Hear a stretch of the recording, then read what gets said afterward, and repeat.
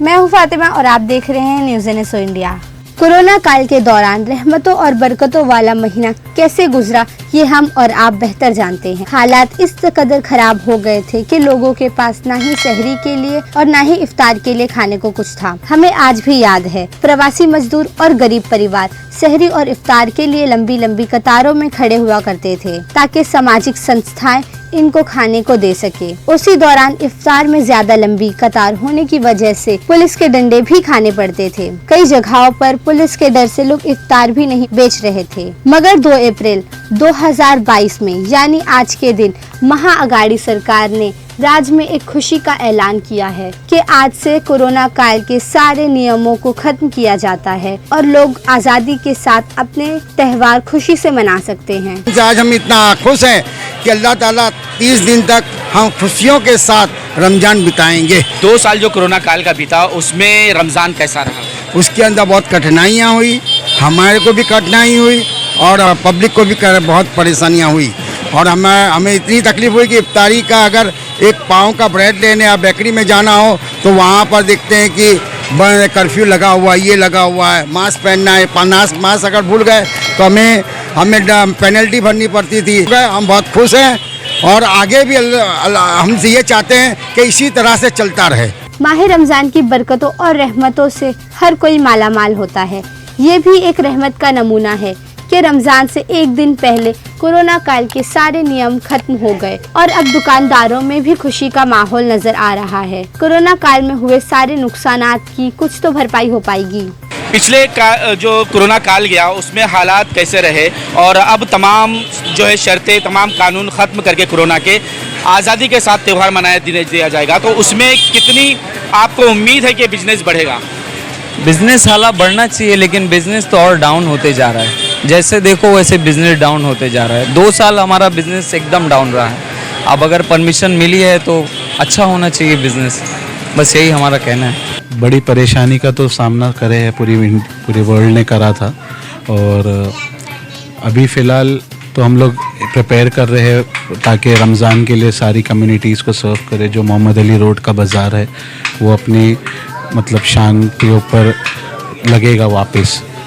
सरकारों से, गवर्नमेंट से, म्यूनसिपल कॉरपोरेशन से, पुलिस से, सबसे रिगार्डिंग परमिशंस हो गई है।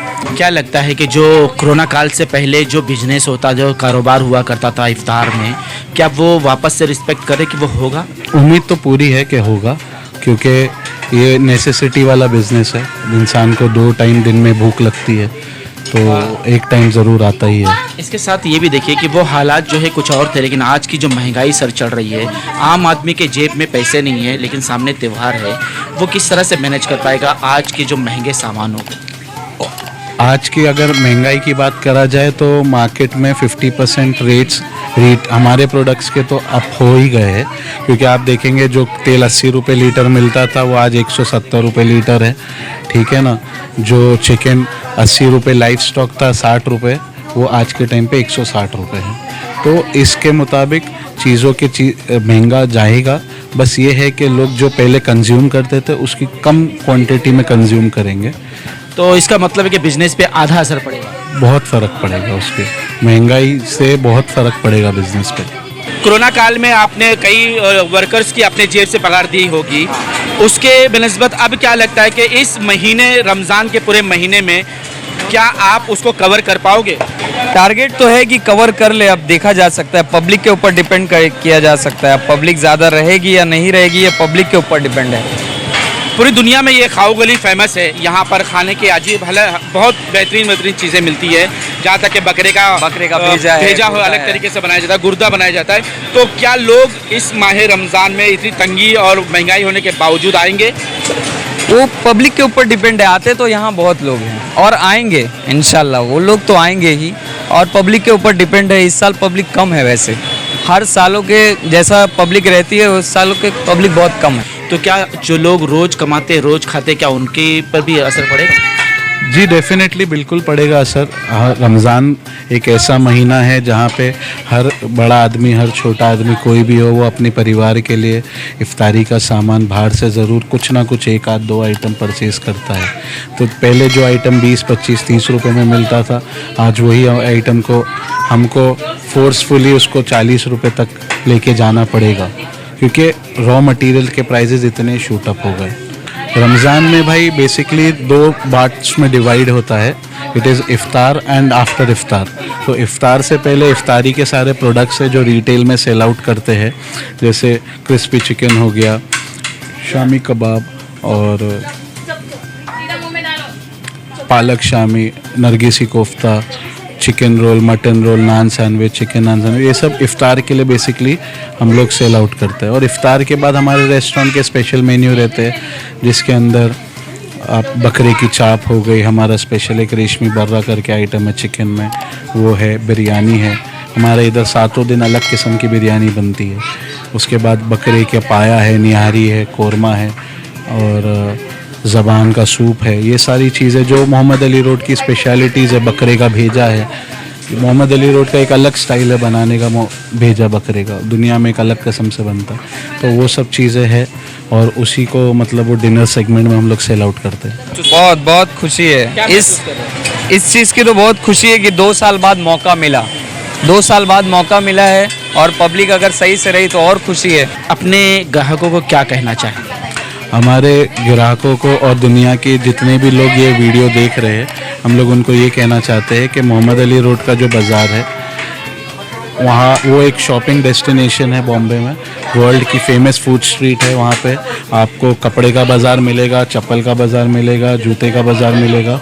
हर बाज़ार में आप आइए, अपने परिवार के साथ एंजॉय करिए और हम लोग आपको सर्व करने के लिए रेडी हैं। माह रमजान को लेकर जिस तरह से लोग सड़कों पर ठेले लगाकर सड़कें जाम करते थे और छोटे बच्चे इफ्तार के वक्त तेजी से ट्रिपल सीट बाइक चलाते हैं, जिससे हादसा होने का खतरा बढ़ जाता है। इन्हीं चीजों पर बात करने के लिए जेजे पुलिस स्टेशन और डोंगरी पुलिस स्टेशन ने सामाजिक संस्थाओं से एक मीटिंग ली। मैं तो पहले सब मेरे डोंगरी वासियों को रमजान की बहुत बहुत एडवांस में मुबारकबाद देना चाहूँगी और मैं बताऊंगी कि जो रमज़ान का जो महीना इबादत का है, नेकियां कमाने का है, सब्र का है, इसलिए लोगों ने अच्छे से रोज़े रखिए और जो भी है रमज़ान के एहतियात है वो कायम कीजिए। और इसमें मैं 2-3 चीज़ें बताऊंगी, जैसे शाम का जो वक्त होता है, इफ्तारी का वक्त होता है, लोगों में कोई ऑफिस से आते, कोई काम से आते, तो इसमें जल्दबाजी होती है, तो लोगों ने जो अपनी गाड़ियाँ जो है सही जगह पे पार्क कीजिए। उसको जो है किसी को अपने गाड़ी की वजह से किसी को तकलीफ नहीं होना चाहिए। और triple seat without helmet, mobile talking, ये लोगों ने नहीं करना चाहिए, जिससे एक्सीडेंट होने के बहुत सारे चांसेस होते हैं।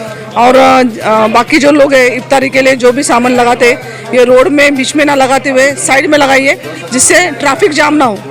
तो ट्रैफिक में भी कोऑपरेट कीजिए और अपनी जान है वो भी धोखे मत डालिए, जिससे खुद की जान भी जो है वो सिक्योर रहे और बाकी लोग को भी तकलीफ ना हो। अभी ये 2 साल के कोविड के बाद में ये त्यौहार मनाए जा रहे हैं, इसके लिए हमने आगे जो भी त्यौहार आ रहे हैं वो शांति से सुरक्षित हो जाए, इसके लिए मोहल्ला कमेटी, हम दोनों डोंगरी और जेजे मार्ग पुलिस थाने के सब मोहल्ला कमेटी मेंबर्स और शांतिता कमेटी के मेंबर्स को बुलाया था, ट्रैफिक बेंच को भी और जो ऑफिसर है उनको बुलाया था। और ये जो त्यौहार है उसमें जो होने वाली भीड़ है, पार्किंग का भी इशू है, नमाज का प्रॉब्लम है और ट्रैफिक का इशू है, इसमें कोई हल निकाले, इसके लिए हम सब लोगों से डिस्कशन किया। उसमें से लोगों ने कुछ सुझाव दिए हमको, हमने भी कुछ उसके लिए जो उन्होंने जो करना है इसके बारे में डिस्कशन हुआ। बहुत अच्छा डिस्कशन हुआ, बहस भी हुआ और दोनों ने एक दूसरे को अच्छी तरह से कोऑपरेशन करने का, सहयोग करने का यानी ये किया है, वादा किया है। और वो हिसाब से ये जो त्यौहार है अच्छी तरह से मनाया जाएगा, शांति से जाएगा, यही मेरे ऊपर वाले से विनती। इस रहमतों बरकतों वाले माह रमजान में खूब इबादत करें और अल्लाह ने आपको दिया है तो गरीबों की मदद करें। NSO इंडिया और नेश गरीबों तक खाना और इफ्तार पहुंचाते हैं। अगर आपको हमारे साथ मिलकर इस कार्य खैर में हाथ बटाना चाहते हैं तो स्क्रीन पर दिए गए नंबर पर संपर्क कर सकते हैं। मुझे और मेरी टीम को दीजिए इजाजत। देश विदेश की खबरों के लिए देखते रहे न्यूज़ NSO इंडिया।